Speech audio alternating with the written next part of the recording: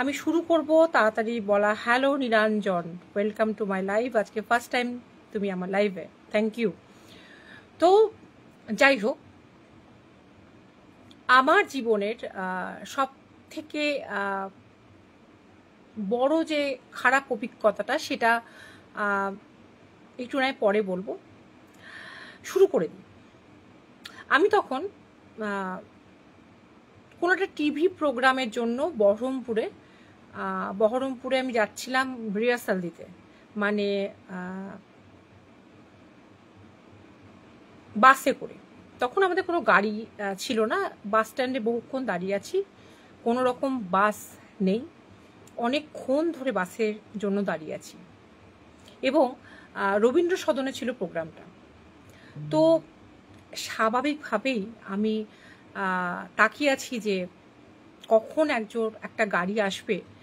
আচ্ছা, আমার সাউন্ড এবং পিকচার দুটো ক্লিয়ার? পিকচার ক্লিয়ার মোটামুটি আছে, দেখতে পাচ্ছি। হ্যালো সুদীপ্তা মিত্র, আমার সাউন্ড ক্লিয়ার আছে কিনা একটু বলবে আমাকে। আর জোরে বলতে হবে না তো, কারণ সাউন্ডটা তো আমি শুনতে পাচ্ছি না, তাহলে কি হবে, ডাবল ওটা হয়ে যাবে, ইকো হয়ে যাবে।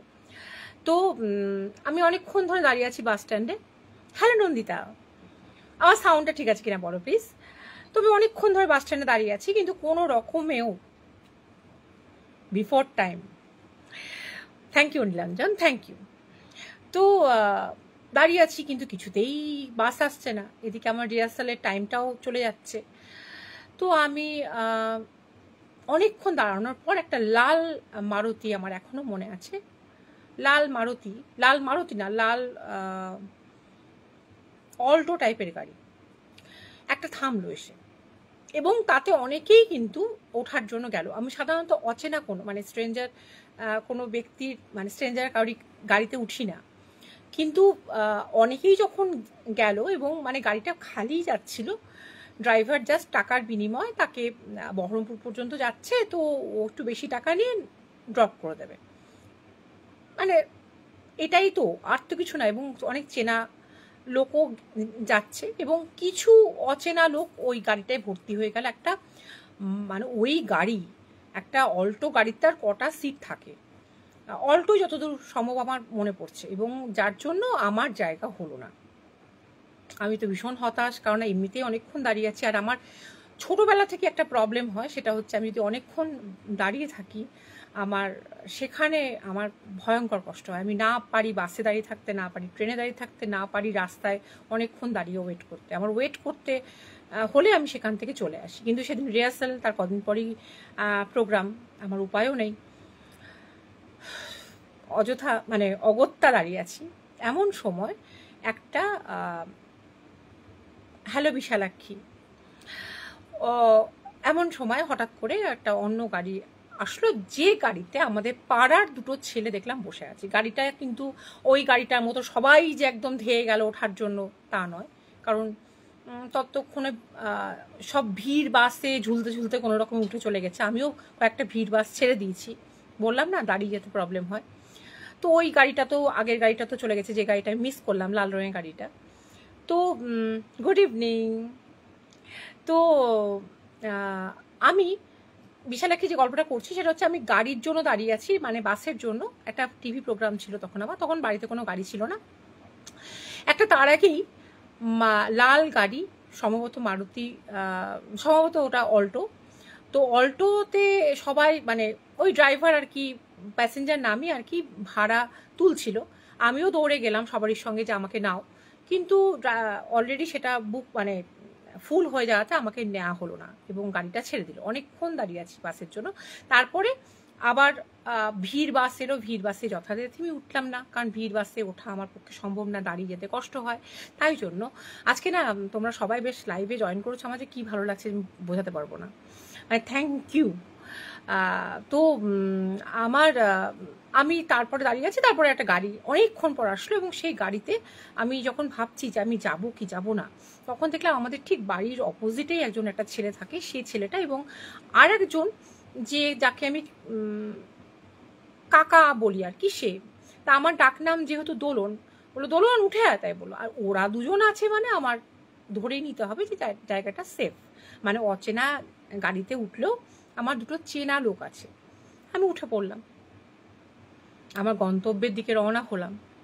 কিন্তু অনেক দূর গিয়ে যে জিনিসটা দেখেছিলাম সে জিনিসটা আজকেও আমাকে কোথাও গিয়ে যেন রাতের ঘুম কেড়ে নেয়। কোথাও গিয়ে আমাকে একটা অদ্ভুত ভয়ের অনুভূতি জাগায়। ভাগ্যিস কি হয়েছিল সেদিন? হয়েছিল আমি যখন সারগাছির কাছাকাছি চলে গেছি, মানে বহরমপুর তখন ওখান থেকে আর 10 কিলোমিটার হার্ডলি, গাড়িটা দেখলাম যে গাড়িটা আমাকে নেয়নি, রিজেক্ট করেছিল, ওদের ফুল হয়ে গেছিল বলে সেই গাড়িটা পুরো উল্টে পড়ে আছে। এমন কিছু খাত নয়, কিন্তু দেখা যাচ্ছে পুরো রাস্তা থেকে গাড়িটা পুরো উল্টে পড়ে আছে, যার জন্য রাস্তা জামও হয়নি এবং অনেক প্যাসেঞ্জার আহত এবং কয়েকজন বোধহয় মারা গেছিল, কারণ রক্ত রক্ত রক্ত চাপ পড়েছিল। তাহলে তার একটু আগে যে গাড়িটা, আমার কাছে স্বপ্ন ছিল যে সেই সময় গাড়ি পাচ্ছি না, ওই গাড়িটা যদি আমাকে লিফট দিত তাহলে গাড়িটা আমি আমার গন্তব্যে তাড়াতাড়ি পৌঁছতে পারতাম। যদি আমি উঠতাম, যদি আমাকে ওরা জায়গা দিত, তাহলে আজকে আমার অবস্থাটা হয় আমি ইনজিওর্ড হতাম, না হলে আমি পৃথিবীতেই থাকতাম না। ওই চাপ চাপ রক্তগুলোর মধ্যে আমার রক্ত কণাও মিশে থাকতো। বিশ্বাস করো, ওই দেখার পর আমার শরীর এমন কাঁপতে শুরু করে যে আমার যারা সঙ্গে ছিল তারা বলে যে দোলন তোকে কি বাড়িতে পৌঁছে দেবো, মানে তারাই বুঝতে পারে যে আমি রীতিমতো আনইজি ফিল করছি। কিন্তু আমি না চিরদিনই চেষ্টা করি যে অন্য লোককে বিব্রত না করার, কারণ তারা তো আমার খুব ফ্যামিলি মেম্বার নয়, তারাও নিশ্চয়ই কাজে বেরিয়েছে। তা আমি বললাম যে না, আমি সামলাতে পারবো। এবং যেখানে রিহার্সালে যাচ্ছিলাম সেখানেও আমার অনেকে চেনা ছিল।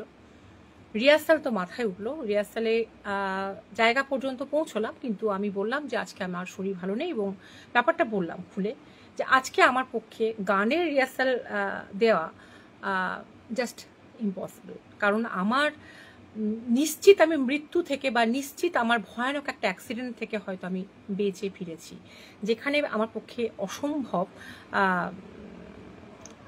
মানে রিহার্সাল দেওয়া। সেই অভিজ্ঞতাটা সেদিন কোনো একটা শক্তি বা আমার কোনো একটা সৌভাগ্য, হ্যাঁ ভীষণ সাংঘাতিক বিশালাক্ষী, আমি জীবনে ভুলতে পারবো না। তখন আমার বিয়ে হয়নি এবং তখন আমার যে আমার হাজব্যান্ড যে, তো তাকে আমি চিনতামও না। তো আমার সেই ভয়টা বহুদিন কাটেনি যে আমার কি হতো। পুরো গাড়িটা, বিশ্বাস করো, গাড়ির ছাদটা পুরো উল্টে আছে, মানে গাড়ি তো সাইড নিয়ে পড়ে, মুখ থুবড়ে পড়ে, অনেক রকম পড়ে, কিন্তু গাড়িটা না পুরো উল্টে আছে এবং প্যাসেঞ্জারদের কাঁচ ভেঙে বার করতে হয়েছিল। এমন কিছু খাত নয় এখানে, এমন বহরমপুর টু বেলডাঙ্গা টু বহরমপুরের রাস্তায় এমন কিছু একটা ডিপ খাদ নেই যেখানে গাড়ি একদম উল্টে পাল্টে, পাহাড়ি রাস্তা নয়। কিন্তু কেন জানি না সেদিন একটা ভয়ঙ্কর অ্যাক্সিডেন্ট হয়েছিল এবং খুব ভাগ্যক্রমে আমি বেঁচে গিয়েছিলাম। এটা আমার জীবনে একটা বিভীষিকার ঘটনা, যেটা তোমাদের সঙ্গে শেয়ার করলাম। আজকে আমি আমার জীবনে 5টা ঘটনা শেয়ার করব, যে 5টা ইনসিডেন্ট থেকে আমি বেঁচে গিয়েছিলাম। বেঁচে যাওয়ার ঘটনাই বলবো, কারণ বেঁচেই তো আছি ভগবানের দয়ায়, এবং অস্বাভাবিক কোনো শক্তি বাঁচিয়ে দিয়েছিল। আমরা আমাদের এই অনুষ্ঠানে চেষ্টা করি ভয়ের গল্প বলার, এটাও কিন্তু কম ভয়ের নয়। অলৌকিক কিছু বলার, এটাও কিন্তু লৌকিক নয়। অস্বাভাবিক লেগেছিল বলেই আজকে এটা শেয়ার করলাম। দ্বিতীয় ঘটনায় চলে যায়, তাড়াতাড়ি করছে এই কারণে কখন ঝড় বৃষ্টি আসে, কখন ইন্টারনেট কানেকশন বিট্রে করে। তাই আমি চাই আমার লাইফটা তোমরা যারা শুনছো তারা যেন নির্বিঘ্নে শুনতে পারো, কারণ জানো তো ওই মাঝখান থেকে যখন লাইফটা কেটে যায় না, একটা এত বাজে অনুভূতি নিয়ে মানে রিস্টার্ট করতে হয়। যদি কোনো কারণে লাইফ কেটেও যায়, বলে রাখছি, তাহলে কিন্তু তোমরা থেকো, আমি আবার লাইভে জয়েন করবো, কিন্তু ভগবান করুন যেন লাইভ না কাটে, একবারেই যেন লাইভটা হয়ে যায়। তাই জন্য আজকাল আমি কি হয় দ্রুত গতিতে বলি। আগে যেমন গল্প করার ছলে একটা বেশ থেমে থেমে একটা ভালো করে বলতাম, এখন সে বলার ছন্দটার মধ্যে যেন কোথাও একটা গতি চলে এসছে। আচ্ছা, আমি কেন কোনো কমেন্টস দেখতে পাচ্ছি না? আচ্ছা, হ্যাঁ, ভগবান রক্ষা করেছেন, এবার দেখতে পাচ্ছি। আর একটা ঘটনা বলি। আমি বিয়ের আগে, নামটা উল্লেখ করবো কিনা জানি না, আমি যে বাড়িতে থাকতাম আমাদের জয়েন্ট ফ্যামিলি ছিল। ঠাকুমা মরে যাওয়ার পর আমার এক কাকিমা আমার উপর অস্বাভাবিক অত্যাচার শুরু করে। কারণ আমার বাবা চাকরি করতেন, আমার মা চাকরি করতেন। আমি কলেজে 11-12 কলেজে পড়েছি। ছুটির দিন আমার বাড়িতে থাকার উপায় ছিল না। আমার উপর, আমার মায়ের উপর অস্বাভাবিক গালিগালাজ, অস্বাভাবিক অত্যাচার শুরু করেছিল। অস্বাভাবিক অস্বাভাবিক অস্বাভাবিক, শুধুমাত্র সম্পত্তির জন্য, বাড়ি থেকে তাড়িয়ে দেওয়ার জন্য। এটাই ছিল একমাত্র উদ্দেশ্য। কিন্তু যারা লোকাল হয় তাদেরকে কেউ বাড়ি ভাড়া দিতে চায় না, তাই বাড়ি ভাড়াটা চট করে আমরা পাচ্ছিলাম না। কারণ আমরা তো সেখান থেকে যাবো না, আমরা তো থেকে যাব। আর বাড়ি থাকতে বাড়ি ভাড়ার কথা কেউ চিন্তা করে? তার মধ্যে আমরা মিডল ক্লাস ফ্যামিলি, একটা সংসার চলছে ভালোভাবে, বাড়ি আছে, এত বড় বাড়ি, সেখানে বাড়ি ত্যাগ করে, হ্যালো ঈশানী, থ্যাংক ইউ, তো চলে যাব। কিন্তু অত্যাচারের মাত্রা দিনের দিন বাড়ছিল। গালি গালাজ, খাবারের সঙ্গে বিষ মিশিয়ে দেবো থেকে আরম্ভ করে, বটি নিয়ে তাড়া করা থেকে আরম্ভ করে, জামা কাপড় কুচি কুচি করে কেটে দেওয়া থেকে আরম্ভ করে। কারণ আমরা বাড়িতে থাকতাম না, সারাদিন জামা কাপড় মেলা থাকতো। আমাদের ওপেন কিচেন ছিল, সেখানে খাবার জলে বিষ মিশিয়ে দেবো থেকে আরম্ভ করে কোনো কিছুর ব্যাপার ছিল না যে ভয়টা করেনি। এবং অকথ্য সবথেকে ভাষা যে ব্যবহার করতো আমার বাবার সঙ্গে, আমার মায়ের সঙ্গে, আমার সঙ্গে, সেটা অবর্ণনীয়। আমি তখন এতই চুপচাপ ছিলাম। আজকের আমাকে তৈরি করার পিছনে আমার জীবনের অনেক অত্যাচারী মহিলার ভূমিকা আছে। আমি মেনশন করছি মহিলা, কারণ আমি বলতে চাইছি, আমি এটা বলছি না, মিন করছি না যে ছেলেরা অত্যাচারী হয় না। কিন্তু আমার জীবনে আমাকে আমূল পরিবর্তন করার পিছনে আজকে আমাকে কেউ একবার আঘাত করলে তাকে আমি 10 বার আঘাত করি। সেটা যারা আমাকে চেনে তারা জানে। কিন্তু তখন আমি 10 চরেও একটা উত্তর দিতাম না। এর পিছনে জীবনে বিভিন্ন সময় বিভিন্ন মহিলার ভূমিকা আছে। তাদের কাছে একটা কারণে আমি কৃতজ্ঞ, যে আজকে আমাকে আঘাত করার ক্ষমতা ভগবান ছাড়ার কাউরির নেই। কারণ জানে যে উত্তরে প্রত্যুত্তরটা কি পাবে। কিন্তু তখন আমি তা ছিলাম না। সেই সময় অত্যাচারিত হতে হতে আমরা বাড়ি ছাড়তে বাধ্য হই। আমি একজনের হাতে পায়ে ধরে বলেছিলাম যে আমি পড়তে পারছি না, পড়াশোনা করতে পারছি না। আজকে একটা ঘর নেই আমার যে আমি পড়বো। কারণ পড়তে গেলেই পাশে একটা এমন ফ্যামিলি থাকতো আমাদের, মানে বাড়ির পাশে, যারা পুরো ইলিটারেট, যারা জানতো না পড়াশোনার মানে, তারা বিভিন্ন অর্কেস্ট্রা পার্টিকে ভাড়া নিয়ে তাদের রিহার্সাল চলতো। আর এদিকে চলতো এর গালিগালাজ। আমি পরীক্ষার সময় পড়তে পারতাম না, কাঁদতাম যে আমাকে একটু পড়তে দাও। কিন্তু কেউ তখন আমার সহায় হতে পারেনি। তাই অগত্যা আমার বাবা মা ঠিক করেছিল যে যখন ওদের সঙ্গে ওই খারাপ ভাষায়, ওই খারাপ ঝগড়ায়, মানে এত নিম্নরুচির মহিলা তার সঙ্গে পেরে উঠছি না, তখন আমাদের চলে যাওয়াটাই বেটার। তো সেই সময় বাড়ি ভাড়া পাগলের মতো খুঁজছি, পরীক্ষা তো মাথায়। আমি একজন লোককে হাতে পায়ে ধরেছিলাম, এখনো মনে আছে, যে সে বলেছিল তুমি আমাদের বাড়িতে থাকতে পারবে না, কারণ আমার 3 তলায় একটা ছোট্ট ঘর। আমি বলেছিলাম পারবো। বল তুমি পড়বে কোথায়? সিঁড়ির তলায় একটা মানুষ ঢুকতে পারে না, মাথা নিচু করে কোনো রকমের জুতো রাখার জায়গা। আমি বলছিলাম ওখানে বসে পড়বো।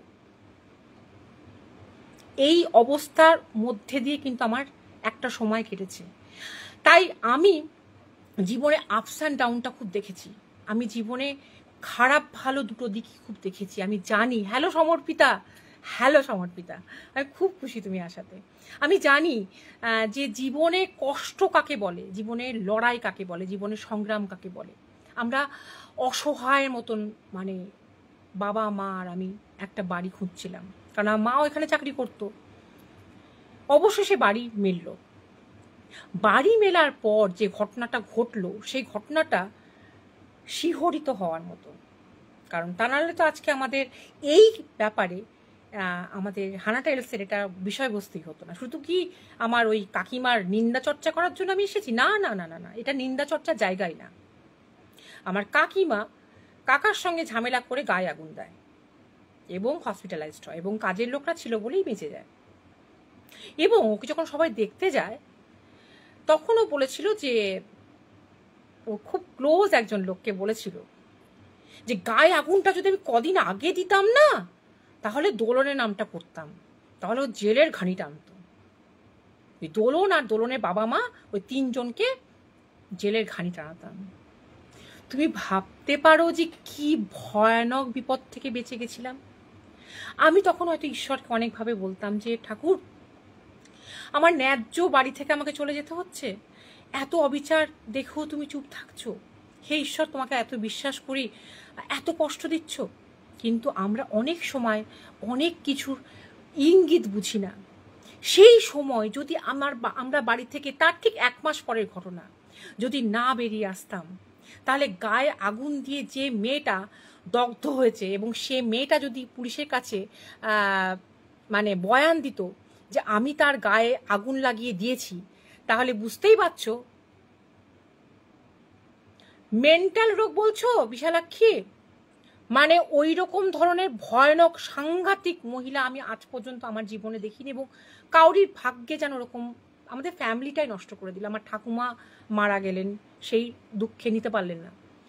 তো আমি বিশ্বাস করো আমি যে কিভাবে বেঁচে গেছিলাম, মানে আর যদি 1 মাসের আগে যে ঘটনাটা ঘটতো, ওর এতটাই টনটনে সেন্স, আমি কি করে তাকে মেন্টাল বলবো বলো, মেন্টাল পেশেন্ট বলবো। সে কিন্তু তার হাজবেন্ডে বলছে, আমি আমার হাজবেন্ডের নাম বলবো না, কারণ হাজবেন্ডের নাম বলে রোজগার করে খাওয়াবে কে।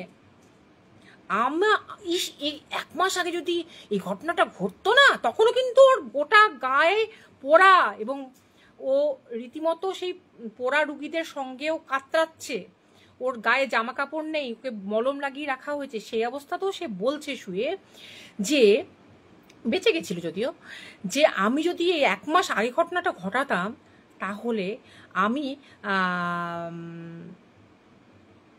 না না, বড় প্রুফ ব্যাপারটা নয় সুচরিতা। একটা মানুষ যদি গায়ে আগুন লাগায়, আর যদি সে বলে যে সে তার গায়ে আগুন লাগিয়ে দেওয়া হয়েছে, তাহলে সেটা সেটা সেটা প্রমাণ করতেই তো আমার মানে জীবন বেরিয়ে যাবে। আগে তো আমাকে অ্যারেস্ট করবে, হ্যালো নিলয়, থ্যাংক ইউ। তো আগে তো আমাকে Som Shubhra Chakraborty, hello, thank you for watching. তো আমাকে তাকে অ্যারেস্ট করবে, তারপরে তো প্রমাণ। এই যে অ্যালিগেশনটা আসবে, আমার মা সরকারি চাকরি করে, আমার বাবা সরকারি চাকরি করে, এই যে একটা চাকরির প্রতি তাদের, আমাদের 3 জনকে, হোল ফ্যামিলিকে পুলিশে ধরে নিয়ে গেছে, একজন মহিলাকে তুমি গায়ে আগুন লাগিয়েছো, প্রমাণ তো পরের কথা। আর মহিলাদের পক্ষে অনেক আইন, বিশেষ করে গৃহবধূদের পক্ষে। এখনো আমি এই কথাটা রিপিট করছি, যেসব মেয়েরা সত্যি সত্যি এই আইন কাজে লাগানোর জন্য, তাদের উপর মানে কাজে লাগানোর মতন যাদের উপর সত্যি অত্যাচার হয়, তারা কিন্তু এই আইন কাজে লাগায় না। তারা চেষ্টা করে দাঁতে দাঁত চিপে শেষ পর্যন্ত সংসার করার। তারাই এই আইনটার সুবিধা নেয় যাদের প্রতি কোনো অত্যাচারই হয় না, যাদের দ্বারা লোকে অত্যাচারিত হয়। আমি ম্যাক্সিমাম কথা বলেছি, আমি কিন্তু সবারই কথা বলিনি। ম্যাক্সিমাম ক্ষেত্রে সেই সব মেয়েরা কিন্তু এই সুযোগটা নেয়, মেয়ে হওয়ার সুযোগ। কারণ আজকে আমি রাস্তায় দাঁড়িয়ে, ফর অ্যান এক্সাম্পল, আমি যদি রাস্তায় দাঁড়িয়ে বলি যে ওই ছেলেটা আমার গায়ে হাত দিল, অপমান করলো, তাহলে সেই ছেলেদের এক দলই এসে কিন্তু ছেলেটাকে পেটাতে শুরু করবে। সেখানে কি প্রমাণ চায়? সেখানে কি কেউ প্রমাণ খোঁজে যে সেই মেয়েটা আদৌ মিথ্যা কথা বলছে কিনা? একটা মেয়ের মুখের কথা, একটা মেয়ের বয়ান এখনো পর্যন্ত যথেষ্ট গুরুত্ব পায় আমাদের দেশে। ঠিক বলিনি গীতাদি? একটা হাউসওয়াইফ যদি সে বলে যে তার ভাসুর, তার জায়ের মেয়ে তার গায়ে আগুন লাগিয়ে দিয়েছে, সেখানে প্রমাণ করার ভেরি ডিফিকাল্ট জব যে তুমি আগুন লাগাওনি। তোমাকে আগে অ্যারেস্ট করবে, তোমাকে হ্যারাস করবে, তোমাকে জেলখানায় রেখে দেবে, তোমাকে সেখানে লকআপে থাকতে হবে, পৌঁছতে হবে, তারপরে তুমি লয়ার দিয়ে প্রমাণ করো, ততদিনে তোমার যা হওয়ার হয়ে যাবে। হ্যালো দীপিকা, হ্যালো সোনালিদি। তো সেই ক্ষেত্রে বিশাল বাঁচা বেঁচে গেছিলাম। আমি তো বললাম, মেয়েদের পক্ষে এখনো আমাদের দেশে অনেক আইন, এবং মেয়েরা যারা এই আইনের সুযোগটা নেওয়ার সত্যি যাদের দরকার, তারা কিন্তু নেয় না। তারাই ম্যাক্সিমাম সময় আমি দেখেছি এই আইনের মানে দুর্ব্যবহার, মানে কি বলবো, অপব্যবহার করে, যার উপর হয়তো কোনো অত্যাচার হয়ই না, যে অত্যাচার করে। আর যারা অত্যাচারিত হয় তারা শেষ পর্যন্ত দাঁতে দাঁত চেপে সহ্য করে এবং চেষ্টা করে সংসার টিকিয়ে রাখার। তাই সেদিন আমি জোর বাঁচা বেঁচে গেছিলাম সেদিন একটা পুলিশ কেস, হ্যারাসমেন্ট এবং হয়তো জেল থেকে। এইবার আরেকটা ঘটনা বলি, আর ছোট্ট ঘটনা, কারণ প্রত্যেকটা দিন আমি আসি বড় ঘটনা বলি, একটু পরিবর্তন আনা দরকার। যেমন আজকে ব্যাকগ্রাউন্ডটা অন্য, আজকে গল্পের ধরনটাও অন্য। ছোট ছোট মালা দিয়ে একটা, যেন ছোট ছোট ফুল দিয়ে একটা মালা গাঁথা, অনেকগুলো ছোট ছোট ঘটনা নিয়ে আজকের লাইফটা। কারণ তা নাহলে খুব মনোটোনাস লাগে, একঘেয়ে লাগে। হ্যাঁ গো, হয়তো কোথাও কর্মফল বা কোথাও একটা ভালো কিছু। আমার বাবা তো খুব দেবতুল্য মানুষ ছিলেন, আমার মাও খুব ভালো, মা কখনো কাউরি ক্ষতি করেনি। আর আমার বাবা, আমি এত ভালো মানুষ আজ পর্যন্ত দেখিনি। তো তা তো বটেই, ঠিকই বলেছ। হ্যালো শঙ্কমিত্রা, না তোমার লাস্ট কমেন্টটা পড়িনি, কি লিখেছ? আচ্ছা, আরেকবার লেখো, দেখে নেব। আরেকবার হয়েছিল, তখন আমার বয়স খুব একটা বেশি না। আমরা দিল্লিতে বাসের একটা খুব নির্মম ঘটনা সবাই জানি, নির্ভয়া। এই ঘটনাটা শিহরণ জাগায়নি, বিভীষিকা জাগায়নি এমন কোনো মহিলা, এমন কোনো ভারতবাসী বা এমন কোনো মানুষ নেই বোধহয়। একটা কাছাকাছি এইরকম ঘটনা আমাদের জীবনে ঘটতেও ঘটেনি। যখন নির্ভয়া কেসটা এলো, তখন আরেকবার যেন শ্বাস নিয়েছিলাম যে সেদিন কি করে বাঁচলাম, হয়তো দিনের বেলা বলে।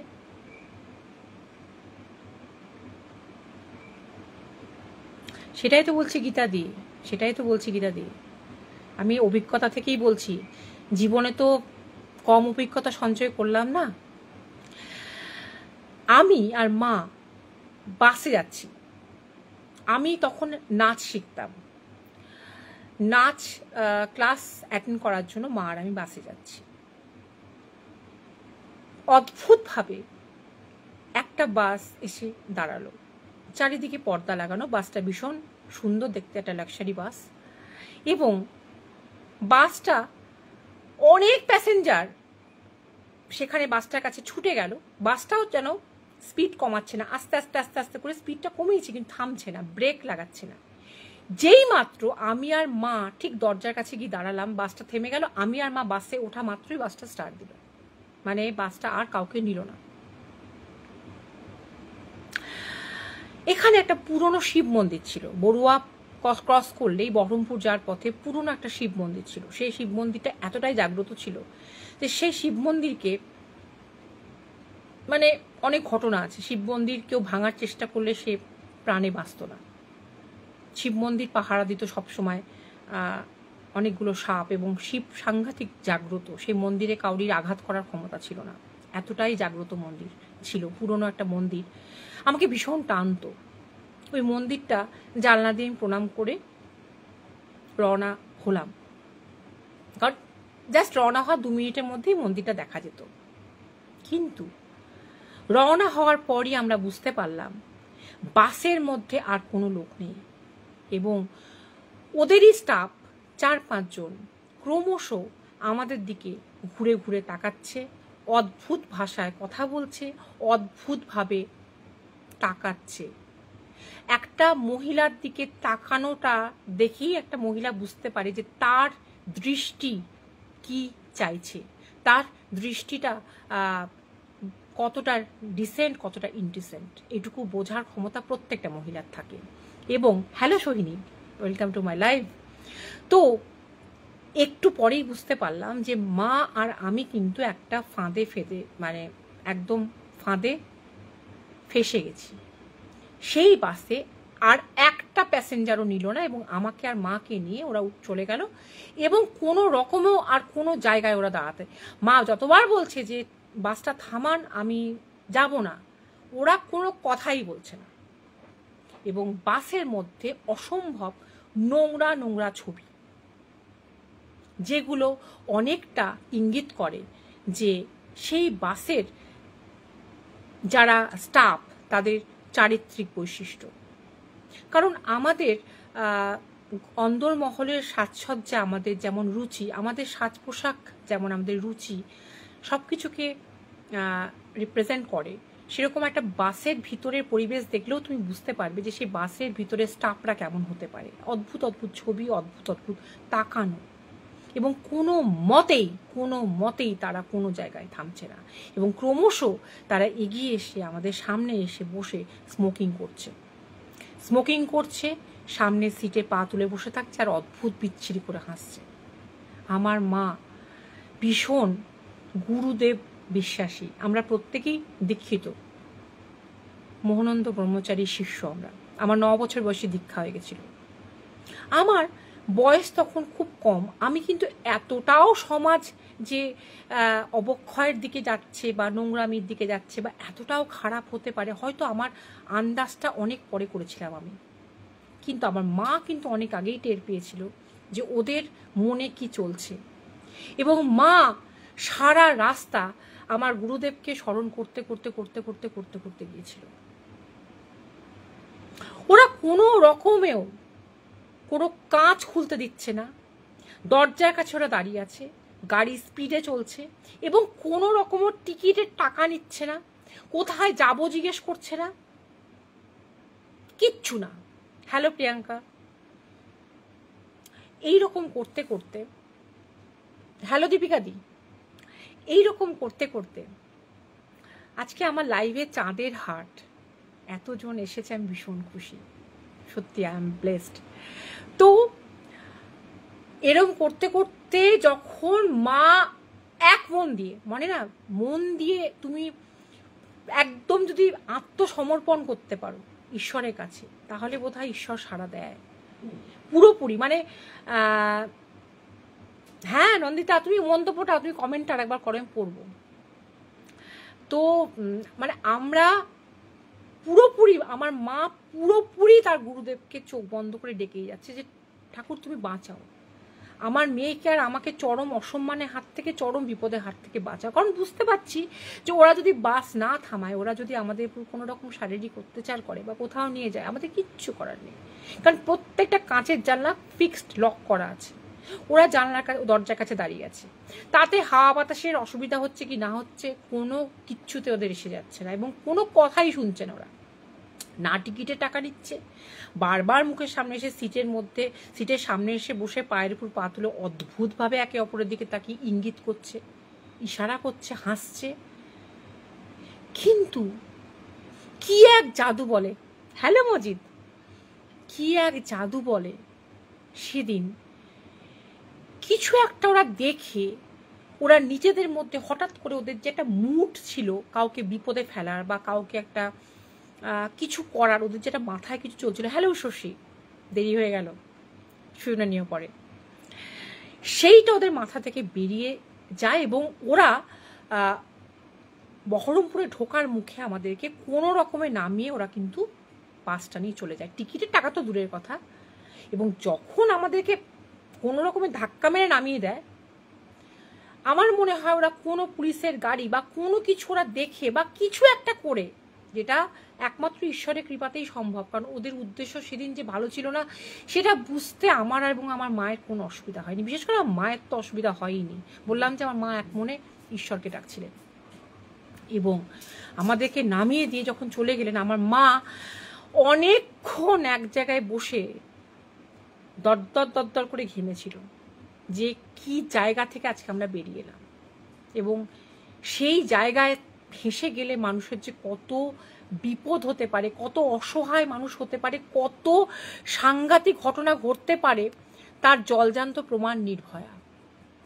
তাই যে কোনো জায়গায় আমরা, এটা একটা, আমি সবসময় বলি যে আমরা শুধুমাত্র গল্প বলতে কিন্তু আমরা স্টোরি টেলাররা আসি না আমাদের গ্রুপে, আমরা সব সময় কিছু গল্পর পিছনে আমরা এমন কিছু বলি, নিজেদের অভিজ্ঞতার থেকে কিছু শিক্ষামূলক জিনিস বলি, এক্সপিরিয়েন্স শেয়ার করার মানে তোমরা যেন এই ভুলটা করো না, যে ভুলটা হয়তো এক সময় আমরা করেছি। কোনো সময় কোনো হয়তো আমরা মানে পাবলিক যে ট্রান্সপোর্টে আমরা যেন দাঁড়িয়ে আছি কিন্তু পাচ্ছি না, কিন্তু এর মানে এই নয় যে অন্ধের মতন যেটা পেলাম তার মধ্যে উঠে পড়লাম। আগে দেখবো তাতে লোকজন আছে কিনা, তাতে আমার ডেস্টিনেশনে পৌঁছানো হোক চাই না হোক, কিন্তু সেফলি যাওয়াটা, সেফ থাকাটা হ্যাঁ একদম খুব দরকার। এবং সেই কারণে অন্ধের মতন কোনো বাস থামলে, কোনো অন্ধের মতো কোনো গাড়ি থামলে উঠে পড়লাম, তারপরে কিন্তু তোমার হাতে আর কিছু থাকবে না। এইটাই আমার মেসেজ আজকে আমার হানা টেলসের বন্ধুদের, এবং যারা ইউটিউবে শুনবে, যে কোনো জায়গায় যাওয়ার হলে কোনোদিনও গাড়ি কখনো তোমার লিমিটের বাইরে, স্পিড লিমিট ক্রস করো না। আর একটা হচ্ছে, যদি কোনো পাবলিক ট্রান্সপোর্টের জন্য অপেক্ষা করো তাহলে চোখ বন্ধ করে একদম উঠে যেও না, বিশেষ করে মহিলারা। দেখবে যে সেটা ভর্তি আছে কিনা, দাঁড়িয়ে যাও, ক্ষতি নেই, কিন্তু একা যেও না। কারণ কার ভাগ্যে কখন কোন দুর্ভাগ্য নেমে আসে, কখন কোন ভয়ঙ্কর কিছু নেমে আসে আমরা জানি না। সেদিন বেঁচে গেছিলাম চরম গুরুদেবের আশীর্বাদে, কিন্তু সেই ভুল আমরা ভবিষ্যতে আর কখনো করিনি আগে। তারপরে যখন ততবার আমরা গেছি, আমরা ভিড় বাসে, আমি বললাম দাঁড়াতে আমার খুব কষ্ট হয়, দাঁড়িয়ে যেতে, ঠাসাঠাসি করে গেছি তাও ভালো, কিন্তু কোনো সময় ফাঁকা বাসে যায়নি। এটা ছিল আমার তৃতীয় ঘটনা। আচ্ছা, এবার যেটা বলবো সেটা হচ্ছে, আমার শ্বশুর বাড়িতে আমি যখন থাকতাম, বিয়ের পর আমার শ্বশুর বাড়িতে আমার হাজব্যান্ড আমার হাত ধরে নিয়ে গেছিল তাকে, আমাকে পছন্দ করে। আমার হাজব্যান্ড সারাদিনই চেম্বারে ব্যস্ত থাকতো, আর আমি তখন ছিলাম একেবারেই খুব শান্ত এবং খুব ভালো। কিন্তু আমার মানে আনফর্চুনেটলি আমাকে আমার শাশুড়ি, আমার ননদের কাউকে, ওদের আমাকে পছন্দ হয়নি, এবং আমার চলতে থাকে অমানসিক অত্যাচার, যেটা আমি গোপন করে যেতাম আমার হাজব্যান্ডকে। মনে করতাম যে সারাদিন চেম্বারে মানুষটা খেটে খুটে আসার পর যদি আমি সেটা বলি, তাহলে দুটো জিনিস প্রমাণ হয়। একটা হচ্ছে, আমার হাজব্যান্ডের মনে এই ধারণাটা আসবে যে আমার বউ আমার মায়ের নামে নালিশ করে, আর মা হচ্ছে খুব দুর্বল জায়গা, কি ছেলে কি মেয়ের ক্ষেত্রে মা বাবা। আর দ্বিতীয় কথা হচ্ছে, আমি যদি আজকের অত্যাচারগুলো নীরবে সহ্য করি, তাহলে একদিন ওদের মায়া আসবে। কিন্তু একটা জিনিস আমি আমার মেয়ে থাকলে বলতাম, বা আমার ছেলেদেরকেও আমি বলি, যে তোমাকে সহ্য করতে পারবে না তার সহ্যের মধ্যে যাওয়ার চেষ্টা করো না। তোমার জীবনটাই তারা নরক করে ছেড়ে দেবে, কিন্তু তুমি তার সহ্যের মধ্যে আসবে না। কখনো কোনো কিছু চেষ্টা করো না। যার অ্যাকসেপ্ট করা সে তোমাকে এমনি অ্যাকসেপ্ট করবে, তোমার দোষগুণ নিয়ে অ্যাকসেপ্ট করবে। আর যার তোমাকে অ্যাকসেপ্ট করার কথা না, যে তোমাকে সহ্য করবে না বলে আগে থেকেই মানে ঠিক করে নিচ্ছে, এটা প্রিফিক্স, সেখানে তুমি তোমার বুক থেকে রক্তবিন্দু তার পা ধুয়ে দিলেও সে তোমাকে নেবে না। কাজে এই ভুলটা করো না। আমি এই ভুলটা করেছিলাম, করার পর অনেক দিন ছিলাম, চেষ্টা করেছিলাম, থাকতে পারিনি। তারপরে একটা সময় আমার শাশুড়ি একরকম আমাকে তাড়িয়ে দেয় বাড়ি থেকে। আমার হাজব্যান্ড বাধ্য হয়, তখন আমাদের নিজস্ব কোনো বাড়ি ছিল না, যে আমার বাবার কাছে আমাকে রাখতে, কারণ আমার বাবার তখন ভাড়া বাড়িতেই থাকতাম, ওই কাকিমার অত্যাচারে চলে গেছিলাম। তো ওই বাবার ভাড়া বাড়িটা আর আমার শ্বশুর বাড়িটা খুব কাছাকাছি ছিল, তো আমার হাজব্যান্ড যাতায়াত করতো। তখন আমার বাবু হয়েছে, ছোট্ট বাবু, খুব কষ্টে সোনালিদি, অনেক চেষ্টা করেছি, বিশ্বাস করো। আমি তখন এরকম ছিলাম না, আমি তখন খুব ভালো ছিলাম, কিন্তু আমাকে খুব কষ্ট দিত ওরা। ইভেন আমার এটা মনে আছে, আমার যখন বাচ্চাটা নভেম্বরে হয়েছে, আগস্টে যখন ডাক্তার দেখাতে যাচ্ছি কলকাতায়, তখন আমার বলতে কোনো দ্বিধা নেই, সেদিন প্রথম আমার বাচ্চাটা মানে কিক করলো, প্রথম লাথি মারলো পেটে। কারণ তার আগে বাচ্চাটা নড়ছিল না, সেই নিয়ে খুব টেনশন করছিলাম। তো আমি ভাবছিলাম যে বাচ্চাটা কেন নড়ছে না, এবং আমার হাজব্যান্ড ঠিক করেছিল যে কলকাতায় একজন ডাক্তারের কাছে ভালো করে নিয়ে যাবে, যে গাইনো। তো আমাকে খেতে দিয়েছে। ওদের বাড়িতে তার 15 বছর আগে কোন কুকুর ছিল, সেই কুকুরটা মারা গেছে, সেই থালাটা বেঁকে চুরে গেছে, এবং আমি এতটাই বোকা, এতটাই ভ্যাবলা যে সেই থালায় যে আমাকে আমার শাশুড়ি খেতে দিয়েছে সেটা আমি বুঝতে পারিনি। এবং সব থেকে বড় কথা, আমার হাজব্যান্ড যখন এসে আমাকে চিৎকার করতে শুরু করলো যে তোমার কি চোখ নেই, আমার মা তোমাকে কোন থালায় খেতে দিয়েছে, আমি বলছি তুমি চুপ করো, চুপ করো, চুপ করো, তুমি দয়া করে এই কথাটা আমাকে শুনতে বলো না যে বইয়ের হয়ে মায়ের সঙ্গে ঝগড়া করছে। ও বলো তুমি থামো, বলো মা তুমি জানো না তুমি কোন থালায় ওকে খেতে দিয়েছো, আমাদের বাড়িতে থালা নেই। পরে জানতে পেরেছিলাম 15-16 বছর আগে যে কুকুরটা মারা গেছিল, সেই কুকুরের সে যে বাসনটা ছিল সেই বাসনে আমাকে খেতে দিয়েছিল ওর মা। কারণ আমার কথা হচ্ছে, আমি কুকুরের বাসনে খেতে দিয়েছি বলে আমার কোনো আপত্তি নেই, কারণ আমার কাছে আমার দেবতার জায়গা চারপেয়েরা। কিন্তু সেই বাসনটা বহুদিন মাজা হয়নি, সেই বাসনটা পরিত্যক্ত ছিল, সেই বাসনটা পড়েছিল, বাঁকা চোরা একটা ভাঙা কলাই করা থালা। এখন আমার মনে আছে, আমি খেয়ালই করিনি এবং সেটা নিয়ে তখনও মাথা ঘামাইনি। ভেবেছিলাম একদিন সব ঠিক হয়ে যাবে, আমার যখন বাচ্চাটা পৃথিবীতে আসবে তখন হয়তো তার মুখ দেখে ওদের মন গলে যাবে। কিন্তু আমার হাজব্যান্ড সবসময় একটা কথা বলতো যে কিচ্ছু ঠিক হবার নয়। ঠিক বলেছিল, কারণ আমার বাচ্চাটা হওয়ার পর আমার পুরো অত্যাচার এমন পর্যায়ে চলে যায় যে আমি চলে আসতে বাধ্য হই। হ্যাঁ গীতাদি, মানুষের আমরা বাইরের দিক দেখে অনেকে বিচার করি, তো তার সাজ পোশাক, তার উগ্রতা, তার মেজাজ, কিন্তু সে মানুষটার সেই বদলানোর পিছনে যে কোন ঘটনাগুলো কাজ করে সেগুলো কজন আমরা খুঁজি বলো, কজন জানার চেষ্টা করি বা জানতে পারি। যাই হোক, আমি চলে আসার পর এমনই ভাগ্যের পরিহাস, তার অনেক বছর পর এমনই একটা ব্ল্যাক ম্যাজিক তো সমানে আমার শাশুড়ি আমার উপর, আমার হাজব্যান্ডের উপর করতো, এবং যার এফেক্ট আমরা আজও ভোগ করছি। যার এফেক্ট কি ভোগ করছি সেটা সোনালিদি খুব ভালো করে জানে। এখানে সোনালিদি আছে, উর্মিদি, উষর্ষী আছে, এরা সবাই জানে যে কোন এফেক্ট আমরা এখনো পর্যন্ত ভোগ করছি। এদের কোনো কিছুই অজানা নয়। মজিদ জানে, সবাই জানে সেই ব্ল্যাক ম্যাজিকের এফেক্ট আমরা আজও বহন করছি। এবং এমনই একটা ব্ল্যাক ম্যাজিক অ্যাপ্লাই করেছিল আমার উপর, একটা রিভার্স অর্ডার, মানে প্রত্যেকটা ক্রিয়ারই সমান এবং বিপরীত প্রতিক্রিয়া আছে নিউটনের 3rd ল অনুযায়ী। তাই খারাপ করতে গেলে তারও কিন্তু খারাপ হবে। তাই সুস্থ সবল শরীরে আমার শাশুড়ি কিন্তু মারা গেছিল। মারা যাওয়ার কথাই ছিল না, কারণ সুস্থ ছিল।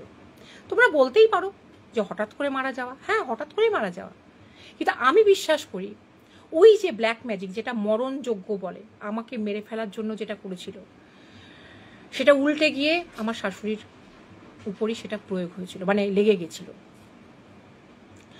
কি হয়েছিল, বাড়িতে কেউ ছিল না, শাশুড়ি কাছে এসে ননদ থাকতো, ননদের মেয়ে থাকতো, ননদের বর থাকতো, সব কটা আমার বরের পয়সা খেত। মা খাচ্ছে, নিশ্চয়ই মা ছেলের রোজগারে খাবে, কিন্তু বিয়ে হওয়া ননদ, তার ননদের বর, ননদের মেয়ে, গোষ্ঠী শুদ্ধ তার বউকে তাড়িয়ে দিয়ে, তার ছেলেকে তাড়িয়ে দিয়ে এতক্ষণ পর্যন্ত নায় সহ্য করে নিচ্ছিলাম। কিন্তু ওপরওয়ালা বলে কিছু একটা আছে। সেই সময় ননদ কি কারণে চলে গেছে, কারণ ওদের উদ্দেশ্য ছিল মাসের প্রথমে এসে ওদের মাসের চাল ডাল সমস্ত কিছু, টাকা পয়সা যা কিছু উঠত সমস্ত কিছু নিয়ে গিয়ে নিজের সংসারে নিয়ে যাওয়া, যা কিছু গিফট, যা কিছু সব কিছু নিয়ে যাওয়া। আমার শাশুড়ি একাই ছিল, এবং উঠতে গিয়ে আমার হাজব্যান্ড তখন একতলায় চেম্বার করছে সন্ধেবেলা, এই সন্ধে 7টা 7:30 দিকে, 7টার দিকে। তো ও শুয়ে আছে, শুয়ে থাকতে থাকতে উঠতে গিয়ে ও অন্য একটা ঘরে শুয়েছিল, মানে সেই ঘরটায় ও বিকেলবেলার দিকে আমার শাশুড়ি থাকতেন, এবং সেই ঘরে একটা সিলিন্ডার ছিল, পুরনো সিলিন্ডার নিজেই রেখে দিয়েছিল। ও উঠতে গিয়ে কোনো কারণে মাথা ঘুরে ওই সিলিন্ডারের উপর পড়ে যায়, মানে সিলিন্ডারে মাথাটা ঠুকে যায়। এবং যেহেতু হার্টের পেশেন্ট ছিল, হার্টের পেশেন্টদেরকে আমরা যে ওষুধ খাওয়ানো হয় তাতে কি হয়, ব্লাড ফ্লোটা খুব তাড়াতাড়ি হয়, মানে রক্ত চলাচলটা খুব দ্রুত হয়, হার্টের পেশেন্টদেরকে এটা দেওয়া হয়। এবং হার্টের ওষুধ খেত, হার্টের পেশেন্ট ছিল আমার শাশুড়ি, এবং ওই সিলিন্ডারের উপর পড়ে যাওয়াতে ওর ইন্টারনাল ব্লিডিং শুরু হয়, এবং ব্লিডিংটা এতটাই তাড়াতাড়ি হয়। হ্যাঁ, পড়ে গিয়ে কিন্তু সে বারান্দায় এসেছে, বারান্দায় এসে আমাদের দোতলায় টেলিফোন এক্সচেঞ্জের ভাড়া, তাদেরকে একজনকে ডেকেছে, বিকাশ বলে একজনকে ডেকেছে, যে আমি পড়ে গেছি, নিচে আমার ছেলে চেম্বারে কাজ করছে, ওকে খবর দাও যে আমি পড়ে গেছি, আমার মাথা ঘুরছে, যেন একবার এসে প্রেশারটা চেক করে। তো সেই সময় আমার হাজব্যান্ড যখন খবর পায় তখন ওপরে গিয়ে দেখে, প্রেশার টেশার চেক করে এবং দেখে যে মাথায় লেগেছে, এবং মাথায় লেগে যাওয়াতে বমি পাচ্ছে, এবং সেটাতে তখন স্ক্যান করে দেখা যায় যে ইন্টারনাল ব্লিডিং অলরেডি শুরু হয়ে গেছে, এবং তার থেকে কিন্তু 7 দিনের মধ্যে মারা যায়। আমি এই গল্পটা করছি তার কারণটা হচ্ছে, এই জায়গাতেও আমাকে ভাগ্য কোথাও বাঁচিয়ে দিয়েছিল। আমার শাশুড়ির মৃতদেহ যখন আনা হচ্ছে তখন আমার হাজব্যান্ড বলল, দেখো যতই আমার মা তোমাকে সহ্য করতে না পারুক, এবং আমার হাজব্যান্ডের পাশে সেই সময় কেউ ছিল না, মানে আমার শাশুড়িকে কেউ, যাদেরকে আমার ননদের মেয়েকে 100 ভরি সোনা, ননদকে বেহালায় বহরমপুরে বাড়ি, আর একটা ননদকে বেহালায় বাড়ি, সম্পত্তি সর্বস্ব দিয়ে গেছে, আমার বরকে কিচ্ছু দেয়নি, তারা কেউ ছুঁয়েও দেখেনি। ছুঁয়ে দেখেছিল শুধুমাত্র আমার বর, আর এই যে আব্দুল মজিদ শেখ ইজ ওয়াচিং দেখাচ্ছে এই ছেলেটা, এ দেখাতে একে রাত্রে 2:30-3টের সময় তুলে একদম আমি চরম অপমান করেছিলাম। আমি বলেছিলাম, তোমার লজ্জা করে না? তুমি জানো না, তুমি না আমাকে বন্ধু বলো, তুমি না বলো তুমি আমাকে খুব ভালোবাসো, তোমার বন্ধুর উপর যে মহিলা সারা জীবন অত্যাচার করলো তুমি হেল্প করছো। কিন্তু ও কেন হেল্প করেছিল বলি, ও হেল্প করেছিল আমার বরের জন্য, কারণ আমার বর একা পড়ে গেছিল, কেউ হেল্প করার ছিল না, কেউ তাকেও দেখেনি, কারণ ততদিনে তাদের সম্পত্তি খিচে নেওয়ার হয়ে গেছে, টেনে নেওয়ার হয়ে গেছে। আর আমার বরকে হেল্প করার কারণটাই ছিল মজিদের এইটা, যে যেহেতু আমি আমার বরকে ভালোবাসি চেন সিস্টেমে, আমি যাদেরকেই ভালোবাসি আমার এই বন্ধুটা তাদেরকেই ভালোবাসে, আর সেই জিনিসটা তখন আমার মাথায় ঢোকেনি। আমি ওকে 2:30-3টের সময় উঠে ফোনে যাচ্ছে তাই বলেছিলাম, এবং তার পরের দিন যখন আমি সরি বলতে যাচ্ছি তখন ও আমাকে বলছে, আমি ভাবছি যে কি না জানি একটা আমাকে যাতা বলবে, তখন শাশুড়ি বেঁচে আছে, ও কিন্তু সমানে সার্ভিস দিচ্ছে, ও আর আমার হাজব্যান্ড কলকাতায়। দোলন তুমি রাগ করো না, আমি না অবাক যে আমি জানি কি ঝেঁজানি খাবো, খ্যাকানি খাবো, সে আবার আমাকে সরি বলছে, যাকে আমি 2:30টার সময় একটা বিবাহিত ছেলে তার বউয়ের পাশ থেকে ঘুম ভাঙিয়ে তাকে আমি অপমান করেছি। আমি বলতে চাইছি, যখন আমার শাশুড়ি মারা গেল, শাশুড়ি মারা যাওয়ার পর আমি যখন তাকে দেখতে গেলাম, তখন একজন এসে আমাকে বলেছিল একটা কথা, সেটা শুনে আমার শরীর হিম হয়ে গেছিল।